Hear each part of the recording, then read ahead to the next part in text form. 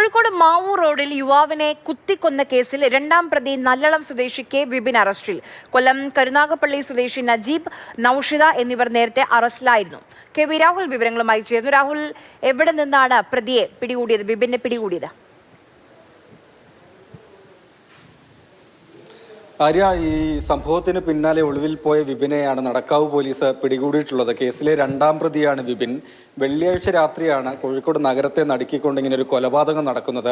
അറിയാം, കോഴിക്കോട് നഗരത്തിന്റെ പ്രധാനപ്പെട്ട അല്ലെങ്കിൽ നഗരഹൃദയമാണ് മാവൂർ റോഡ് KSRTC ടെർമിനൽ പരിസരം എന്ന് പറയുന്നത്.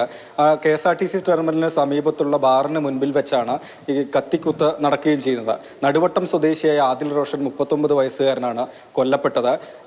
ഈ കത്തിക്കുത്തിന് ശേഷം ഇയാളെ സ്വകാര്യ ആശുപത്രിയിലേക്ക് എത്തിച്ചുവെങ്കിലും രക്ഷപ്പെടുത്താൻ കഴിഞ്ഞില്ല എന്നതാണ്. ഏതായാലും 3 പ്രതികളെയും പിടികൂടാൻ പോലീസിന് കഴിഞ്ഞു എന്നതാണ്.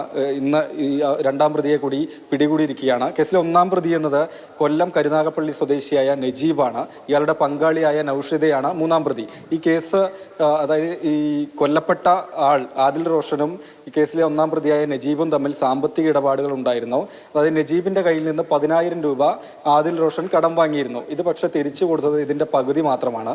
ചോദിച്ച സമയത്ത് ഇയാളുടെ പങ്കാളി നൌഷിദയോട് മോശമായി പെരുമാറിയെന്ന പരാതിയും കൂടി ഉണ്ടായിരുന്നു. അതിനുശേഷം ഏതായാലും ഈ പ്രതികൾ ഈ ആദിൽ റോഷനെ ആക്രമിക്കണം എന്ന ഉദ്ദേശത്തോടു കൂടി കോഴിക്കോട് നഗരത്തിൽ ഈ കൃത്യം നടന്ന സ്ഥലത്തുള്ള ബാറിലേക്ക് എത്തുകയായിരുന്നു.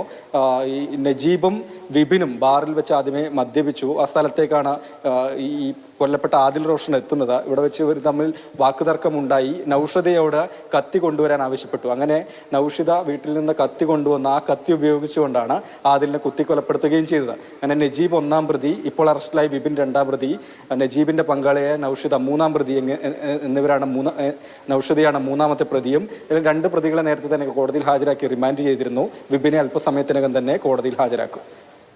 ശരി.